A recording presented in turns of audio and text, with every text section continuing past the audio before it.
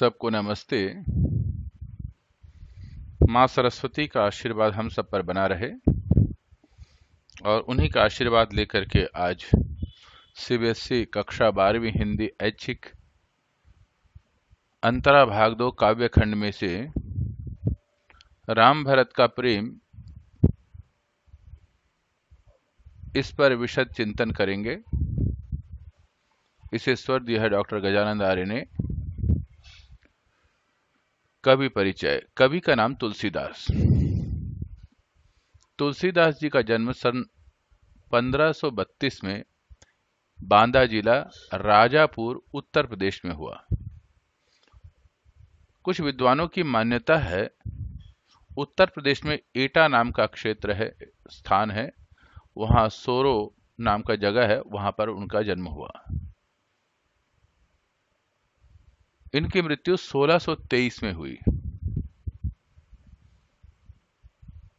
उन्होंने गुरु स्वामी नरहरिदास जी से दीक्षा लेकर के अपने जीवन को भक्ति के मार्ग पर अर्पित कर दिया। उनकी जो रचनाएं हैं, उनकी कृतियां हैं, उनमें सर्वश्रेष्ठ कृति है रामचरितमानस, जो कि अवधी जो लोक भाषा है उत्तर प्रदेश में, उसमें लिखी गई है। विनय पत्रिका, कवितावली, गीतावली, दोहावली, ये सब उनकी रचनाएं हैं। उनकी जो रचनाएं है उसमें विशेषता मिलेंगी कि उसमें धार्मिकता विद्यमान होगी, सांस्कृतिकता, भारतीय संस्कृति का झलक मिलेगा, समाज को ऊंचा उठाने के लिए और एक सूत्र में बांधने का रास्ता मिलेगा, हर मनुष्य का, समाज का कल्याण किस तरीके से हो उसका रास्ता मिलेगा। इसके साथ ही विश्व में शांति कैसे स्थापना हो सकती है, आत्मबोध, अपने विषय में चिंतन करने के लिए या अपने अच्छे और गुणे कर्म को समझने के लिए सहायता मिलती है उनके ग्रंथों को अध्ययन करने पे, उनके पुस्तकों को अध्ययन करने पे। उनकी जो कविताएं हैं, जो उनके रचनाएं हैं, उसमें ब्रज और अवधी भाषा का प्रयोग किया गया है। दोहा और चौपाई ये छंद हैं। आज जो हम पढ़ने जा रहे हैं उसमें शांत और करुण नाम के दो रस मिलेंगे। इनमें रूपक, अनुप्रास, पुनरुक्ति, प्रकाश, उत्प्रेक्षा, इन अलंकारों का प्रयोग किया गया है। इस काव्यांश को पढ़ते हुए इस बात का ध्यान रखना आवश्यक है कि रामचरितमानस जो उनकी श्रेष्ठ रचना है, श्रेष्ठ कृति है, उसमें से अयोध्या कांड नाम का एक अध्याय है, उसमें से लिया गया है। प्रसंग है जब राम, लक्ष्मण और सीता वन में चले गए, भरत को पता लगा कि राज्याभिषेक उनके नाम से, तो बड़े दुखी हुए और दुख से दुखी होकर अपने साथ अपने कुलगुरु वशिष्ठ को, अयोध्यावासी और अपने तीनों माताओं को लेकर के वो चल पड़े ताकि राम को मना करके लाया जाए। अब हम इसका अध्ययन करने जा रहे हैं जो कि एनसीईआरटी की पुस्तक है। इसमें क्या इसके विषय में वर्णन है। आप तुलसीदास जी का चित्र यहाँ पर देख रहे हैं। एनसीईआरटी की पुस्तक में तुलसीदास जी का ये चित्र अंकित है। तुलसीदास, सन 1532 में उनका जन्म हुआ, 1623 में उनकी मृत्यु हुई। तुलसीदास जी का जन्म बांदा जिले के राजापुर गांव में हुआ था। कुछ विद्वान उनका जन्म स्थान सोरो एटा को भी मानते हैं। हालांकि उनके जन्म स्थान के बारे में विद्वानों का मतभेद है। तुलसीदास जी का बचपन घोर कष्ट में बीता। बालपन में ही उनका माता पिता से बिछो हो गया। बिछो का मतलब बिछुड़ गए वो, और भिक्षाटन के द्वारा अपना जीवन यातना करने को विवश हुए। भिक्षाटन का मतलब होता है भिक्षा मांगते हुए। कहा जाता है गुरु नरहरिदास की कृपा से राम भक्ति का मार्ग मिला। ये उनके गुरु की कृपा हुई और उनको राम भक्ति का मार्ग मिला। उनका विवाह रत्नावली से हुआ था, लेकिन उनकी बातों से प्रभावित होकर तुलसीदास का गृह त्याग करने की कथा प्रसिद्ध है, किंतु इसका पर्याप्त प्रमाण नहीं मिलता। कहते हैं कि रत्नावली से विवाह के पश्चात रत्नावली अपने मायके गई हुई थी। जल्दी ही तुलसीदास अपने पत्नी के पास मायके पहुंच गए। जिस दिन वो पहुंचे, घोर वर्षा हो रही थी, तेजी से हवा चल रही थी। ऐसे कठिन समय में अपने पत्नी के पास पहुंचना, और जाते ही उनकी पत्नी ने कहा, तुलसीदास, अगर इतना ही परिश्रम अगर भगवान के लिए किए होते तो भगवान साक्षात उपस्थित हो जाता। इस बात से तुलसीदास जी का मन परिवर्तन हुआ और वो भगवान भजन की ओर प्रेरित हो गए। पारिवारिक जीवन में विरक्त होने के बाद वे काशी, चित्रकूट, अयोध्या आदि तीर्थों में भ्रमण करते रहे।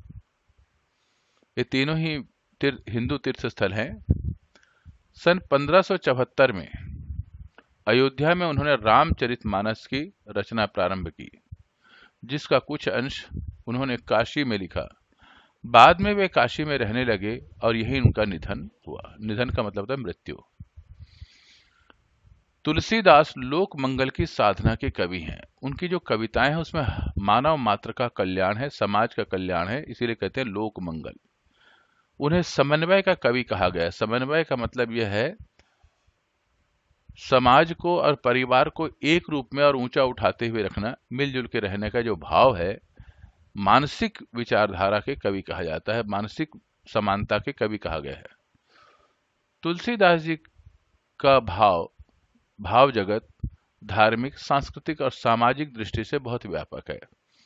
अर्थात उनकी जो कविता है उसमें धार्मिकता, अपनी संस्कृति की प्रधानता और समाज की दृष्टि से सामाजिक उन्नति का रास्ता मिलता है। मानव प्रकृति और जीवन जगत संबंधी गहरी अंतर्दृष्टि और व्यापक जीवनानुभाव के कारण ही रामचरितमानस में लोक जीवन के विभिन्न पक्षों का उद्घाटन करते हैं। अर्थात रामचरितमानस में उन्होंने अपने गहरी अंतर्दृष्टि जीवन जगत संबंधी, इसका मतलब यह है कि मनुष्य जीवन में जो व्याप्त जीवन के अनुभव है उसको उन्होंने अच्छी तरह सुंदर तरीके से वर्णन किया है। मानस में उनके हृदय की विशालता, भाव प्रसार की शक्ति और मर्मस्पर्शी स्थलों को पहचान की क्षमता पूरे उत्कर्ष के साथ व्यक्त की गई। उत्कर्ष का मतलब था बहुत ऊंचे स्थान पर। हृदय की विशालता, मनुष्य के मन में हृदय की विशालता होनी चाहिए, मतलब हर व्यक्ति एक दूसरे से सम्मान करे, एक दूसरे को स्नेह भाव से देखे, मर्म स्तर से स्पर्शी स्थलों को। इसका मतलब यह है कि ऐसे स्थलों का वर्णन किया है जो हमारे अंतरात्मा को छू लेता है। तुलसी को मानस में जिन प्रसंगों की अभिव्यक्ति का अवसर मिला उनको उन्होंने कवितावली, गीतावली आदि में व्यक्त किया। विनय पत्रिका में विनय और आत्मनिवेदन के पद हैं, अर्थात उसका जो विषय है विनम्रता और अपने बारे में चिंतन के विषय में वर्णन है। इस प्रकार तुलसीदास के काव्य में विश्वबोध और आत्मबोध का अद्वितीय समन्वय है। ये तीनों शब्द बड़ा कमाल का है। विश्वबोध का मतलब है सारे संसार के लोग एक साथ कैसे उन्नति के पथ पर रहे, मिलजुल करके रहे, विश्वबोध। या विश्व का कल्याण हो, किसी के बारे में बुरा ना सोचना। आत्मबोध, अपने बारे में गहन चिंतन करना और अपनी उन्नति करना, अपने आप को पहचानना, अपने अच्छे और बुरे को पहचानना। अद्वितीय समन्वय, इसका कोई मुकाबला नहीं है। तुलसीदास की रचनाओं में भाव, विचार, काव्य रूप, छंद विवेचन और भाषा की विविधता मिलती है। रामचरितमानस हिंदी का सर्वश्रेष्ठ महाकाव्य माना गया है। इसकी रचना मुख्यतः दोहा और चौपाई में हुई है। इसकी भाषा अवधी है। गीतावली, कृष्ण गीतावली, विनय पत्रिका पद शैली की रचनाएं हैं, तो दोहावली स्फुट दोहों का संकलन। कवितावली कवित्त और सवैया छंद में उत्कृष्ट रचना है। तुलसीदास जी ने अपने विचारों को, अपने काव्य रूप को, अपने भाषा के सौंदर्य को अच्छी तरह भी व्यक्त किया है। इसीलिए भी और उनकी जो विचारधाराएं हैं उसको पढ़ने पर, सुनने पर वो महाकाव्य की श्रेणी में आता है रामचरितमानस। इसका जो छंद है चौपाई और दोहा है, और इसकी जो भाषा है वो अवधी है। वैसे तो उन्हें ब्रज और अवधी दोनों ही भाषाओं पर तुलसी के असाधारण अधिकार था, मतलब उनको बहुत अधिकार था। तुलसीदास कृत 12 कृतियां प्रामाणिक मानी जाती हैं, लेकिन मुख्य को यहाँ पर दिया जा रहा है रामचरितमानस, कवितावली, गीतावली, विनय पत्रिका ही उनकी ख्याति के आधार हैं। ख्याति का मतलब यह है कि इन चारों रचनाओं से उनको ख्याति अर्थात सम्मान प्राप्त हुआ। आज का पाठ्य विषय हम पढ़ने जा रहे हैं। पाठ्य पुस्तक में चौपाई और दोहों को रामचरितमानस के अयोध्या कांड से लिया गया है। रामचरितमानस उनकी मुख्य रचना है। उसमें जो अयोध्या कांड नाम का जो अध्याय है, ये उसमें से लिया गया है, जिसमें चौपाई और दोहा है। इन छंदों में राम वनगमन के पश्चात भरत की मनोदशा का वर्णन किया गया है। भरत भावुक हृदय से बताते हैं कि राम का उनके प्रति अत्यधिक प्रेम भाव है। वे बचपन से ही भरत को खेल में भी सहयोग देते रहते थे और उनका मन कभी नहीं तोड़ते थे। वे कहते हैं कि इस प्रेम भाव को भाग्य सहन नहीं कर सका और माता के रूप में उसने व्यवधान उपस्थित कर दिया।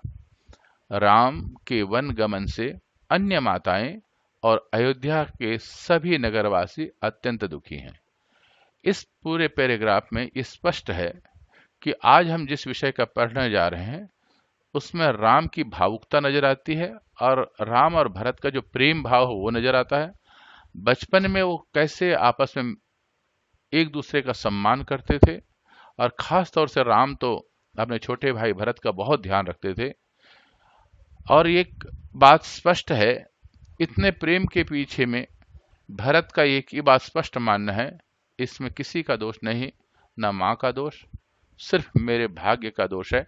वो अर्थात अपने आप को दोषारोपण करते हैं और राम को अपने स्वामी के रूप में विवेचन करते हैं। अब हम तुलसीदास जी की जो मुख्य कविता है आज के हमारे अंतरा भाग दौर में, भरत राम का प्रेम। राम वनवास जाते हैं, भरत उनको लेने के लिए जाते हैं, साथ में संपूर्ण अयोध्यावासी हैं, गुरु वशिष्ठ हैं, माताएं हैं, सब मिलकर के राम को मनाने की कोशिश करते हैं। तुलसीदास जी ने अपने इस सुंदर काव्य शैली के माध्यम से इसको वर्णन कर रहे हैं और कह रहे हैं कि पुलकी शरीर सभा भय ठाड़े। जो यहाँ पर सभा सी है जिसमें एक तरफ राम लक्ष्मण सीता जी हैं, उनको लेने के लिए संपूर्ण अयोध्यावासी गए हुए, तो एक सभा बन गई है। सन्निर्देश चल रहा है गुरु जी का, गुरु वशिष्ठ जो उनके कुल गुरु हैं। पुलकी प्रसन्न होकर के सभा के बीच में खड़े हो जाते हैं भरत। नीरज नयन नेह जल बाढ़े। नीरज कहते हैं कमल को, नयन आंखों, जिनके कमल में कमल की तरह आंखें हैं, उसमें नेह प्रेम, प्रेम रूपी सौंदर्य का जल का अश्रु विपात हो रहा है। कवि ने यहाँ पर नयन की बड़ी सुंदर तुलना की है, और आंखों में जो आंसू आ रहा है उसे प्रेम का आंसू कहा है। कहब मोर मुनि नाथ निबाहा। कहब माने कहूं क्या, मुनिनाथ अर्थात मुनि वशिष्ठ ने सब कुछ यहाँ पर बता ही दिया है। बस मैं तो खड़ा इसलिए हूं ताकि गुरु का आदेश है उसको पालन भी करना है और मैं अपने मन की बात को भी रखना चाहता हूं। एहि ते अधिक मैं कहो मैं कहा। इससे ज्यादा मैं किसी से कुछ ज्यादा नहीं कह सकता हूं, क्योंकि गुरु जी ने कह ही दिया है, आग्रह कर ही दिया है। मैं जानऊ निज नाथ स्वभाव। मैं अपने नाथ का मतलब स्वामी, मैं अपने स्वामी का स्वभाव को जानता हूं। यहाँ पर भरत जो है अपने बड़े भाई राम को राम नहीं कह रहे हैं, अभी तो अपना स्वामी कह रहे हैं। स्वभाव का मतलब स्वभाव को मैं जानता हूं। अपराधी पर कोह न काओ।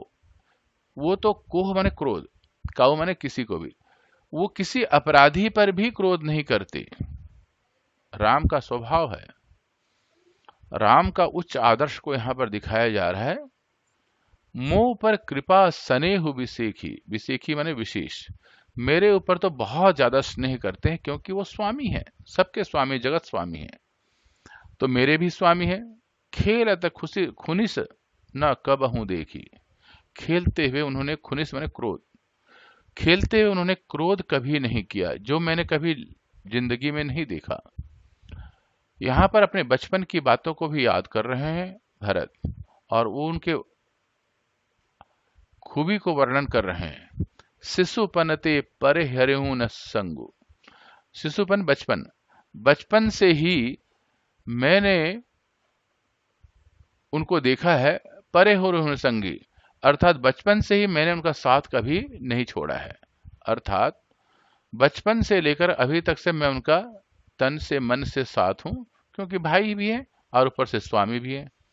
कबहु न किन्न मोर मन भंगो, और बचपन से उन्होंने कभी न किन्न मैंने किया, उन्होंने कभी मेरा मन नहीं तोड़ा। मैं प्रभु कृपा रीति जिए जो ही, मैंने देखा है, जो ही मैंने देखा है, मैंने जिंदगी में ये देखा है कि प्रभु की कृपा को देखा है। हारे हूं, क्या देखा है, बचपन से लेकर के कृपा क्या देखा है, हारे हूं। अगर खेल खेल में हम खेलते थे भाई सब, अगर मैं कहीं हार गया तो जिता वही मोही, वो मुझे खुश करने के लिए जिता देते थे। ये बड़े भाई का लक्षण था, साथ में उनकी कृपा दृष्टि भी थी और स्वामी भी थे। वो मेरी बात को समझते थे कि हमेशा दूसरों को प्रसन्न करके वो खुश होते थे। महु स्नेह संकोच बस, बस सन्मुख कही न बैन, बैन माने वाणी, मैं भी स्नेह और संकोच के कारण इस सामने में कुछ भी नहीं कह पा रहा हूं।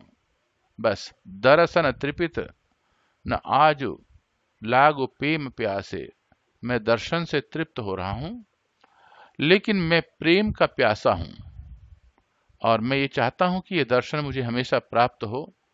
इसीलिए आज अनुनय कर रहे हैं, विनय कर रहे हैं कि राम, आपने दुनिया के ऊपर कृपा की, बचपन से मेरे ऊपर कृपा कर रहे हो, गुरु बैठे हैं, अयोध्यावासी बैठे हैं, माताएं बैठी हैं, सबके सामने में फिर मुझे वही अपना प्रेम दो, वही अपने दर्शन से मुझे तृप्त करो।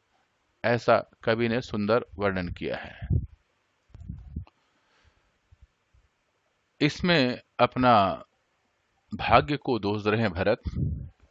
पहले तो मन में विचार आता है कि माता का दोष है, माता कैकेयी का दोष है, परंतु उनको लगता है कि ऐसे माँ के बारे में सोचना ठीक नहीं है, तो वो कहते हैं विधि न सकेउ सही मोर दुलारा, मेरे और राम के बीच में जो प्रेम था, विधि अर्थात भाग्य को ये पसंद नहीं आया। बीचू जननी मिसपारा, और बहाना लेकर के, जननी माँ का बहाना लेकर के, माँ कैकेयी का बहाना लेकर के ये हम दोनों के बीच में गलत फहमी पैदा हो गई, या हम ये कह सकते हैं कि हमारा दुर्भाग्य को बढ़ गया है। यह कहत मोहि आज न शोभा, मुझे कहते हुए यह शोभा नहीं देता। अपनी समझ साधु, मैं अपने आप को श्रेष्ठ समझूं, सुचि को भा, ऐसे में क्या शोभा देता है। मैं अपने आप को श्रेष्ठ समझूं। माँ तो मंदी मैं साधु सुचाली, मैं माँ को बुरा मानूं, बुरा कहूं, और अपने आप को सुचाली अर्थात श्रेष्ठ आचरण वाला बताऊं, ये संभव नहीं है। उर अस आनत कोटि कुचाली, अगर मन में भी, उर माने हृदय, हृदय में भी अगर ऐसा मेरी बात आती है, मन में भी ऐसी बात आती है, तो कोटि कुचाली, वो करोड़ों दुराचार के बराबर है, अगर माँ के विषय में ऐसी कल्पना करता हूं। फरई की कोदब बाल सुशाली, क्या कोदो एक प्रकार का धान होता है, फसल होता है, जो मोटे धान होता है और अच्छे धान को बर्बाद कर देता है, तो सुशाली का मतलब अच्छा धान का फसल। तो कहीं कोदो के पौधे पे अच्छा फसल हो सकता है, ये अपने लिए वो कल्पना कर रहे हैं और कह रहे हैं। मुक्ता प्रसव की संबुग काली, मुक्ता का मतलब था मोती, क्या मोती पैदा कर सकता है काली घोंगी? काली घोंगी एक निकृष्ट क्वालिटी का छोटे घोंघा होता है, जो कि सामान्यतः खेतों में और पानी के अंदर पाया जाता है। उसके अंदर मोती उत्पन्न नहीं हो सकता। मोती तो श्रेष्ठ सीपी के अंदर ही हो सकता है। यहाँ पर वो कह रहे हैं कि मुझे ऐसा सोचना, अपने आप को हीनता का भाव प्रकट कर रहे हैं इस पूरी पंक्ति में। सपने हूं दोष कर ले हूं न काओ, सपने में भी दूसरों को दोष नहीं देना चाहिए। मोर अभाग, मेरा दुर्भाग्य है। कैसा दुर्भाग्य है? उदधि अवगाहु, उदधि का मतलब होता है समुद्र, समुद्र के समान विशाल मेरा दुर्भाग्य है। और अगर मान जाओ समुद्र के अंदर डूबने के बराबर है, इतना मेरा दुर्भाग्य, अर्थात समुद्र जितना विशाल है ऐसा ही मेरा दुर्भाग्य भी विशाल है। बिना समुझे निज अघ परिपाकु, बिना सोचे समझे, अघ माने पाप, परिपाकु माने परिणाम, पाप के परिणाम को अब निज अपने पाप के परिणाम को बिना सोचे समझे, जारियूं जाए जननी कही काकू, जननी का मतलब माँ, माँ को जारियूं माने जलाया है। अगर माँ को कष्ट दिया है, अगर मन में भी सोच करके कष्ट दिया है, तो यह उत्तम नहीं है। जननी कही काकू, ये किसी भी काकू माने कटु वचन, कटु वचन से अगर मैंने माँ को कुछ कहा है या दर्द दिया है, कष्ट दिया है, तो ये अनुचित है। यहाँ मातृभक्ति का सर्वश्रेष्ठ उदाहरण कवि ने, तुलसीदास जी ने लिखा है। दोष देना है तो अपने आप को दोष दो, अपने पिछले जन्म के भाग्य को दोष दो जिसके कारण ऐसा अवसर पैदा हुआ है, पर किसी को दोष दे करके अपने आप को श्रेष्ठ साबित करना उत्तम नहीं माना गया है। यहाँ पर भरत का श्रेष्ठता नजर आती है और उसके विचार में यद्यपि अनायास ही माता के प्रति दोष आ जाता है, लेकिन फिर भी वो संभल जाते हैं और संभल करके अपने दोष को स्वीकार करते हैं। हृदय हेरी हार्यों सब हो रहा, कह रहे हैं मैंने अपने मन में, हृदय में जाकर के सब तरफ खोजा, अर्थात आत्मचिंतन किया। एक ही भांति भले ही भल मोरा, एक ही तरीका है जिससे मेरी भलाई हो सकती है। गुरु गोसाई साहिब सिय रामो, यहाँ पर गुरु बैठे हुए, गोसाई का मतलब गुरु वशिष्ठ बैठे हुए हैं, और साथ में यहाँ पर मेरे स्वामी भी बैठे हुए हैं। साहिब कौन है? स्वामी सिय रामो, सीताराम बैठे हुए हैं। सिय सीता जी, सीताराम जी बैठे, दोनों बैठे हुए हैं। लागत मोहि नीक परिणामो, और यहीं पर ही मुझे अपना परिणाम नजर आता है, मेरा श्रेष्ठ परिणाम यहीं पर ही नजर आएगा, क्योंकि मैं उनके सामने में अपनी मन की बात रख रहा हूं, तो वो जो सामने में भी जो बात रखी जाएगी उस बात से श्रेष्ठ परिणाम के वहां पर निकलेगा। गुरु सभा गुर प्रभु निकट कहूं, सुथल सती भाव, सत्य भावना से, सुथल श्रेष्ठ स्थान पर। कैसे श्रेष्ठ स्थान पर है? साधु सभा, श्रेष्ठ व्यक्तियों की यहाँ सभा है, जहाँ अयोध्यावासी है, जहाँ माँ है, जहाँ गुरु वशिष्ठ के गुरु वशिष्ठ सामने में बैठे हुए हैं और उसके सामने मेरे प्रभु बैठे हुए हैं। कौन? राम। सबके इस श्रेष्ठ सभा में, इस श्रेष्ठ स्थान में जो तीर्थ स्थल की तरह है, यहाँ पर मैं सत्य भाव से कहता हूँ, प्रेम प्रपंच की झूठ, मेरा जो प्रेम है इसमें कोई प्रपंच नहीं, कोई छल कपट नहीं है। झूठ स्फुर, झूठ और सत्य जान ही मुनि रघुराऊ, ये मुनि श्रेष्ठ अर्थात वशिष्ठ जी जानते हैं, या राजा रघुकुल के श्रेष्ठ व्यक्ति राम जानते हैं। इसीलिए रघुराऊ कहा है राम जी के बारे में। या तो वो समझ सकते हैं मेरे मन की बात, या सारे गुरु समझ सकते हैं, पर मेरे मन में कोई न छल है न कपट है। यहाँ पर इस तुलसीदास जी वर्णन करते हैं राम और भरत के अंदर जो आपसी प्रेम है, तो भरत में जो सर्वश्रेष्ठता, निस्वार्थ भावता है, निश्चल भावता है, निष्काम भावना है, वो अपने स्वामी के लिए वो यहाँ पर दर्शाते हैं।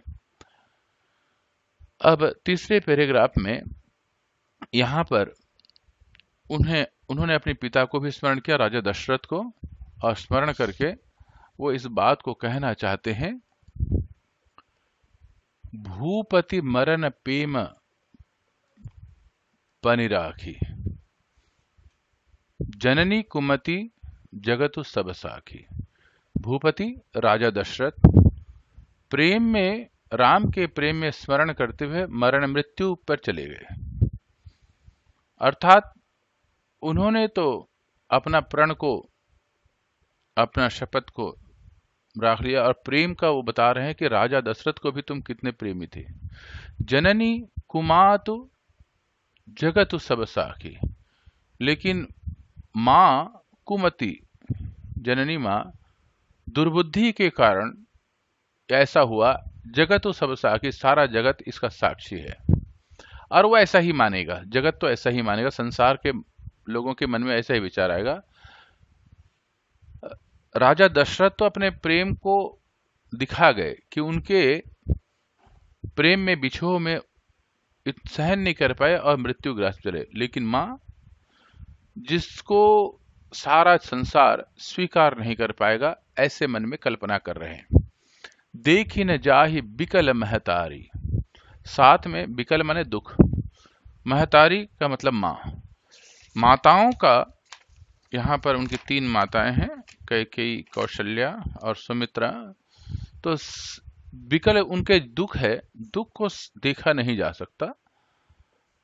जरहि दुख जरपुर नर नारी, और जरहि का मतलब यह है जल रहे हैं, किसमें? दुख से। दुख से संपूर्ण अयोध्यावासी नर नारी जो है इस विछोह के दुख से दुखी हो रहे हैं। उन्हें वियोग की वेदना हो रही है।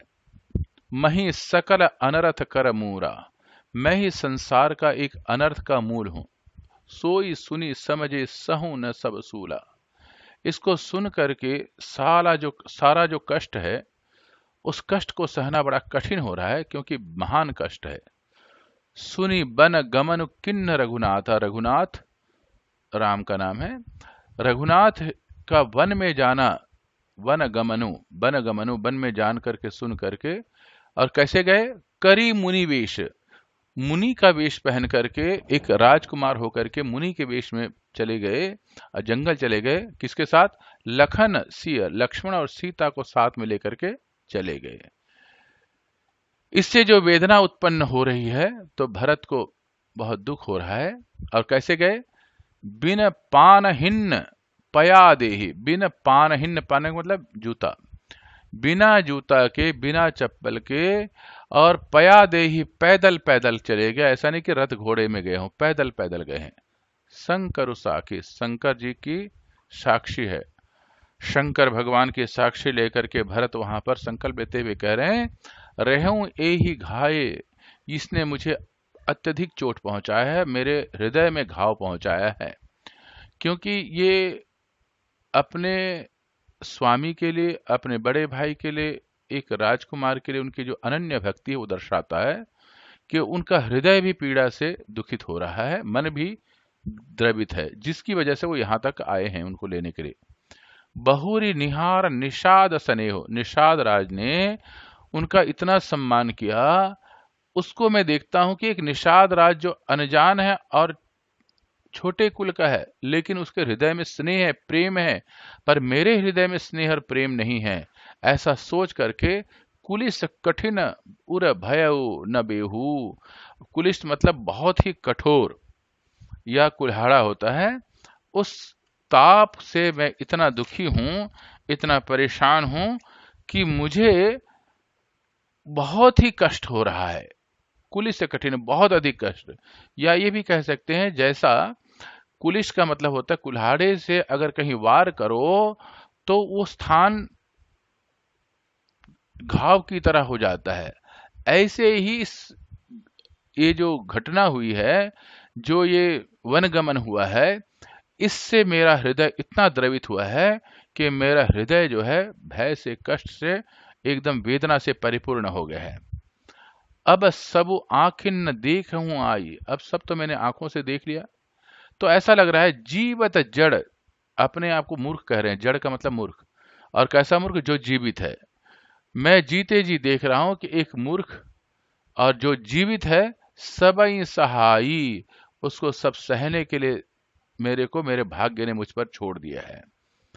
जिन निरीखी, निरखी, जिनको निरखी माने देखकर, जिनन्नी निरखी, जिनको देख करके, अर्थात राम सीता लक्ष्मण जी को देख करके, मग मग माने रास्ते में, सांप ने विच्छिन्न, सांप और बिच्छू, बिच्छी माने बिच्छू, सांप और बिच्छू भी तजहि विषम, अपना जो है, जो बुरा स्वभाव है, क्योंकि सांप को छूते ही एकदम डंक मारता है, जहर फेंकता है, और बिच्छू भी जो है एकदम डंक मारता है, वो भी इतने विषैले, विष विषैले जीव जंतु भी अपना विष छोड़ करके तापस तीची, उन तपस्वियों का सम्मान करते हैं।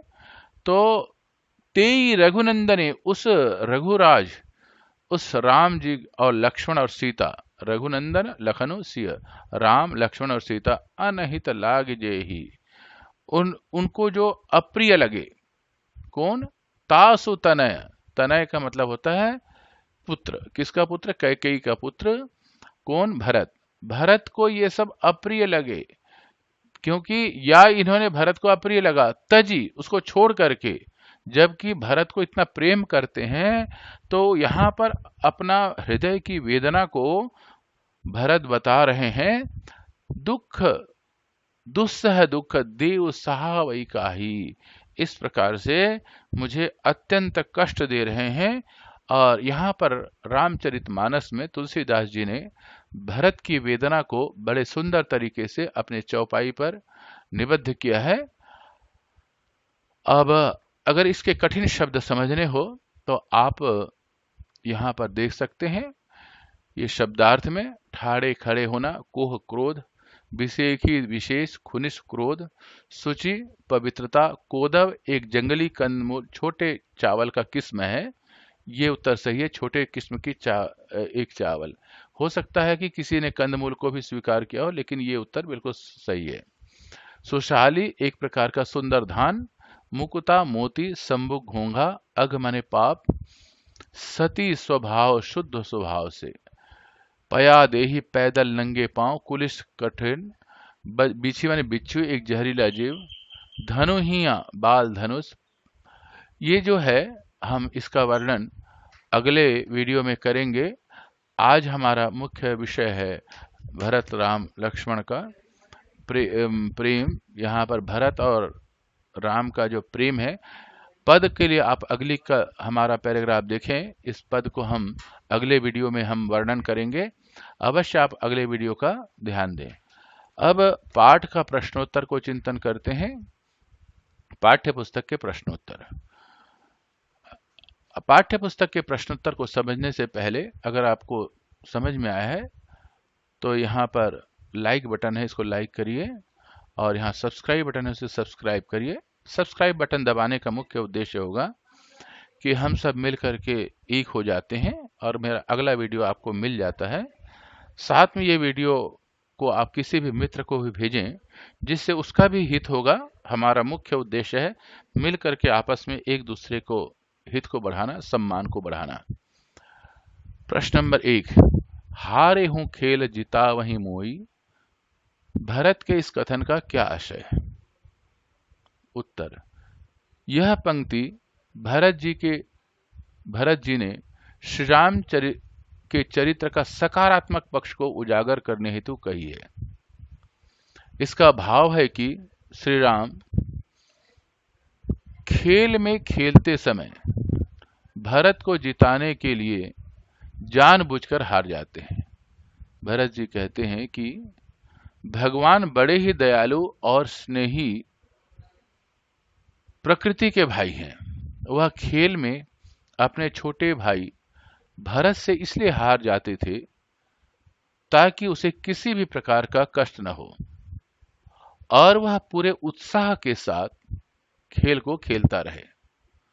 उनके इस व्यवहार के कारण भरत की सदैव जीत होती थी।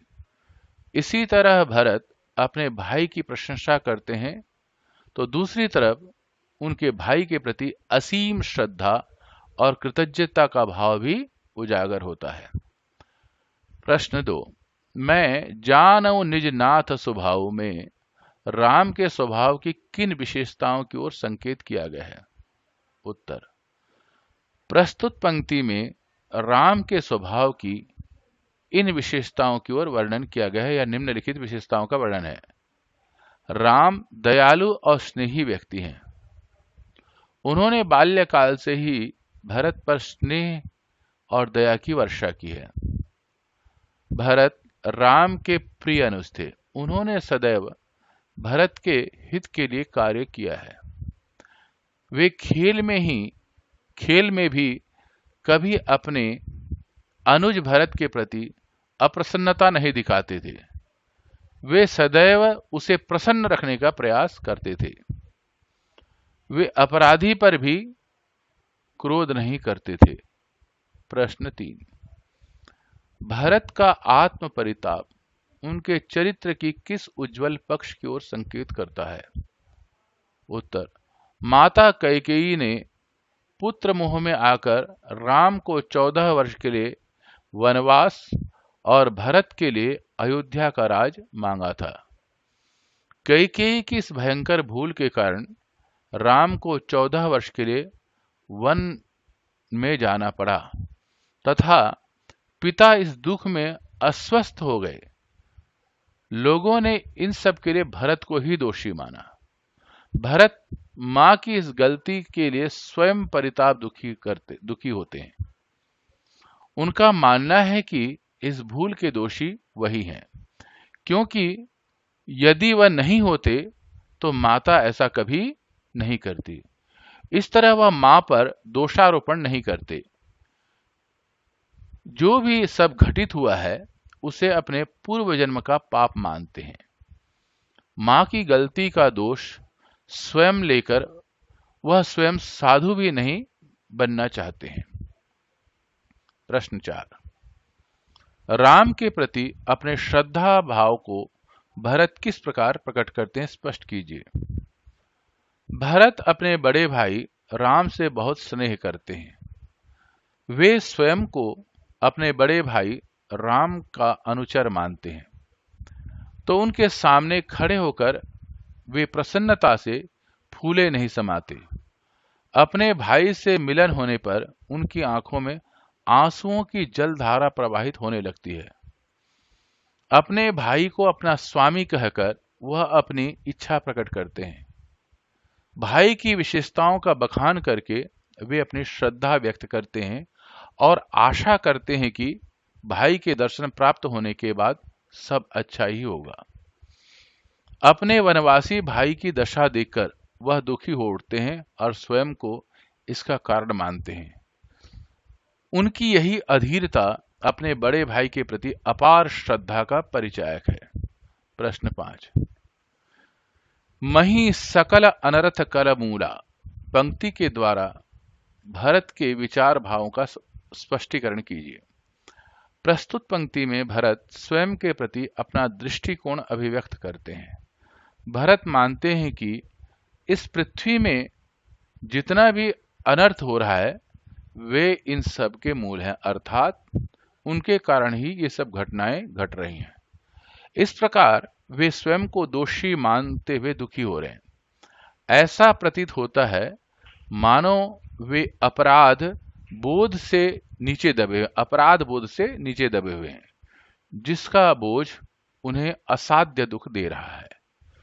उनके मन में किसी के लिए भी वैर भाव तथा कलुषित भावना विद्यमान नहीं है।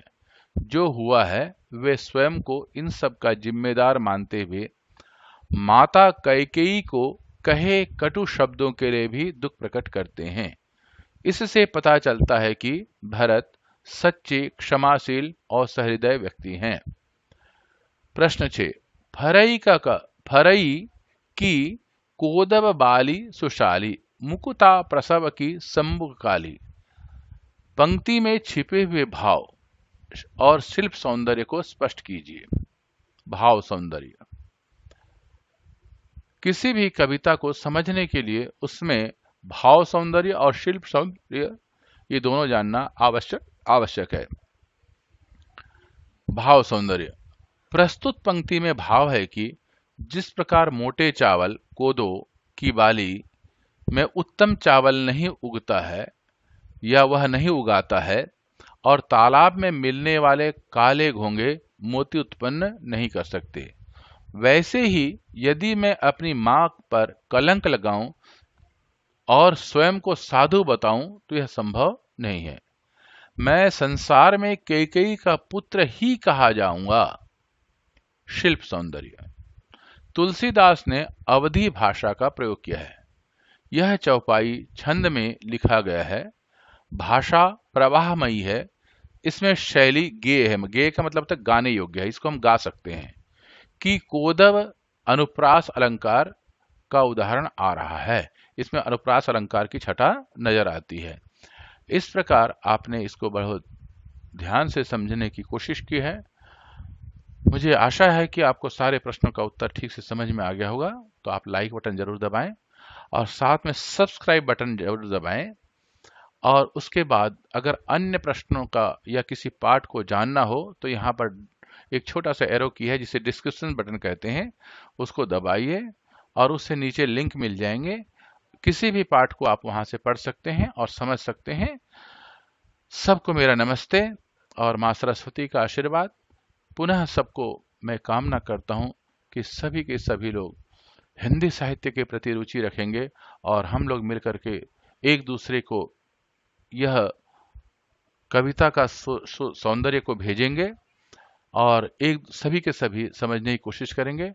परस्पर एक दूसरे का सम्मान करना और एक दूसरे के लिए सहायता करना हमारा कर्तव्य होना चाहिए और उस कर्तव्य को निभाएं और सब मिलकर के हम लोग हिंदी साहित्य का प्रचार और प्रसार करते रहें। सबको नमस्ते।